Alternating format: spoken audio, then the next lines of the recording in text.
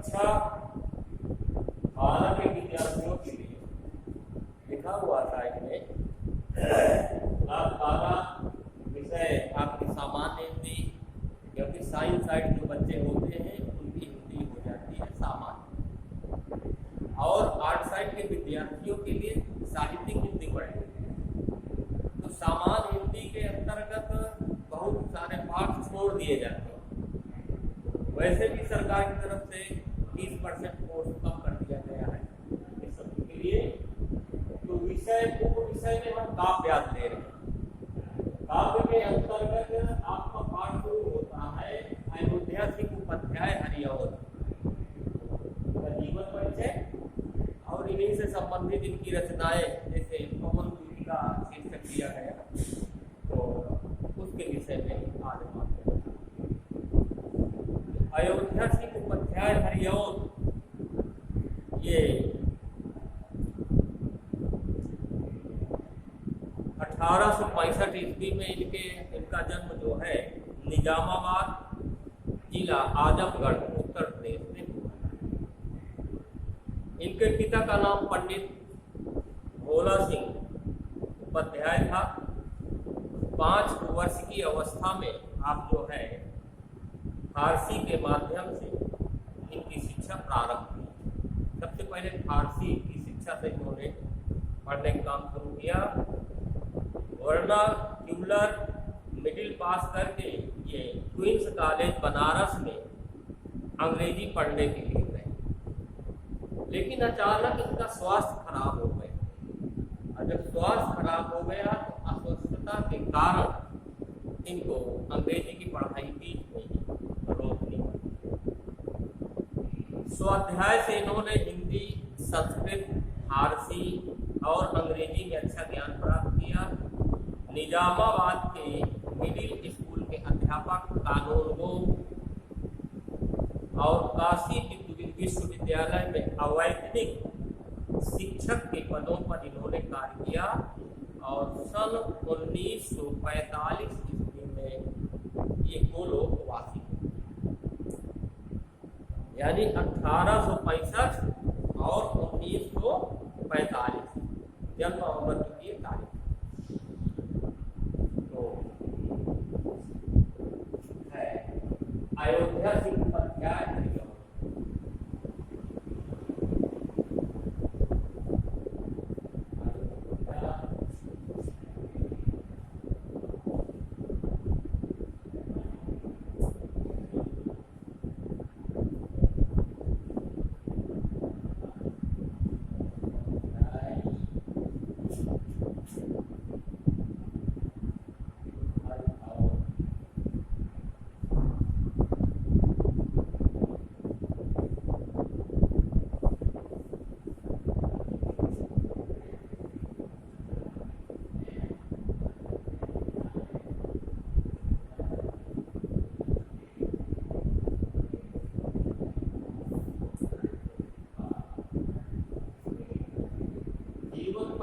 आपने देखा होगा वही किताब में या गाइड वगैरह में या क्वेश्चन बैंक में, उसमें लिखा रहता है स्मरणीय संकेत या स्मरणीय तथ्य लिखा रहता है ना, तो वो संक्षिप्त उनका जीवन परिचय होता है।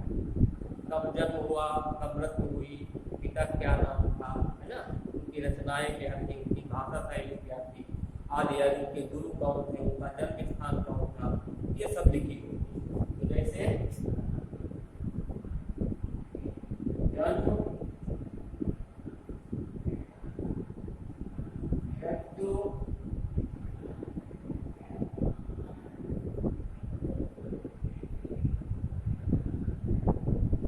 जन्म स्थान, जन्म 1865,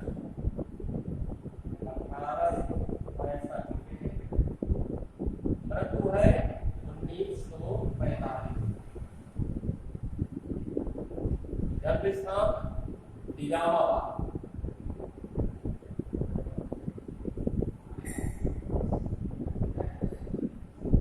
ये पड़ता है आजमगढ़ उत्तर प्रदेश।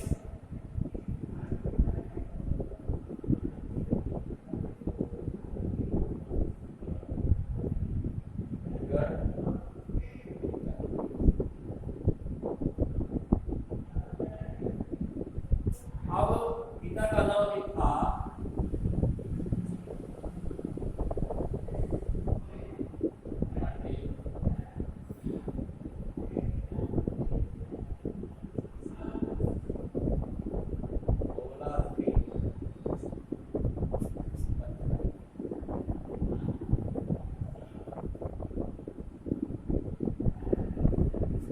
का नाम था पंडित भोला सिंह उपाध्याय। अब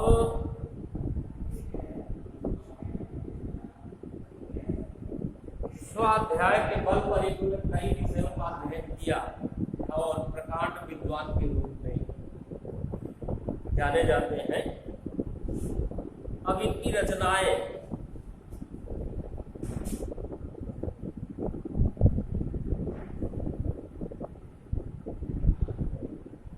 प्रिय प्रवास,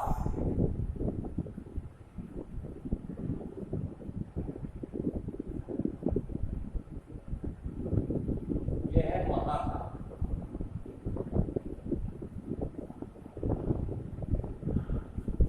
प्रिय प्रवास महाकाव्य, इसके बाद वैदेही वनवास,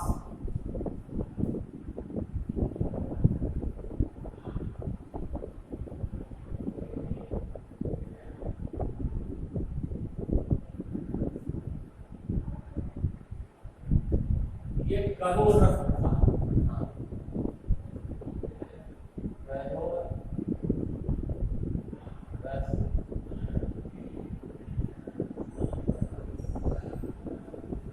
वैदेही वनवास के बाद है पारिजात। पारिजात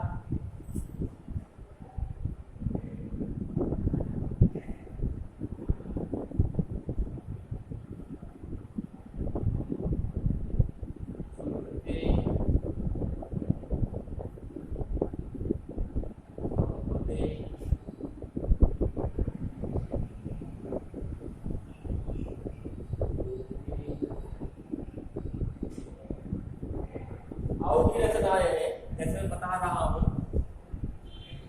कि इनकी प्रमुख जो काव्य रचनाएं हैं वो प्रिय प्रवास महाकाव्य, ये खड़ी बोली में लिखा गया प्रथम महाकाव्य।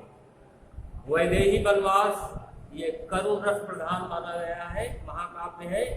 पारिजात स्फुट गीतों का क्रमबद्ध संकलन, चुभते चौबदे चोखे चौपदे दोनों बोलचाल वाली मुहावरा युक्त भाषा में लिखित स्फुट काव्य संग्रह, जो बोलचाल की भाषा आपस में आसपास बोली जाती है, क्षेत्रीय भाषा।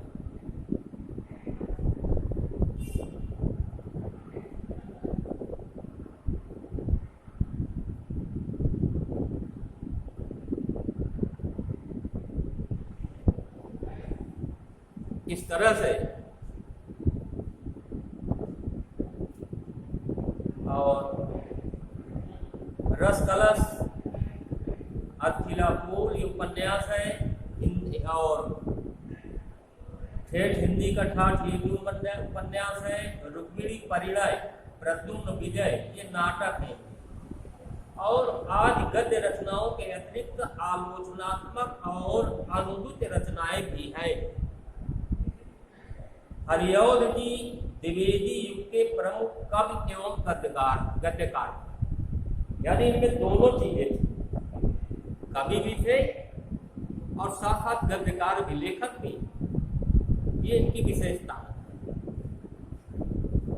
अब साहित्य के क्षेत्र में जो इन्होंने किया कि रचनाओं से मालूम होता है कि साहित्य के क्षेत्र में इन्होंने बहुत, जैसे एक वर्ण विषय के वैदेही वनवास के प्रवास की कितने बता रहा हूँ। विपत्ति से लक्षण सर्वभूत का, सहाय होना असहाय जीव का, उबारना संकट से स्वजाति को मनुष्य का सर्वप्रथम कृत्य है। पुनः इसको सुने। विपत्ति से रक्षण, यानी आपत्ति पड़ जाए रक्षा अपनी करनी चाहिए। कैसी की जाएगी, ये स्वयं आपको खोजना है।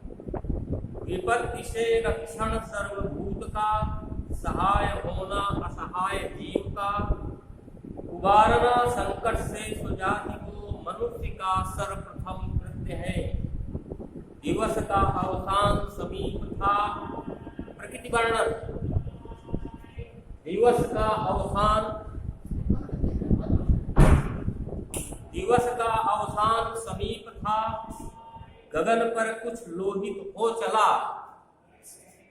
अब देखिए, जब दिन डूबता है ना, तो संध्या का समय होता है, तो सूर्य जो होता है वो लाल रंग का हो जाता है, तो पूरा वातावरण लालिमा युक्त हो जाता है।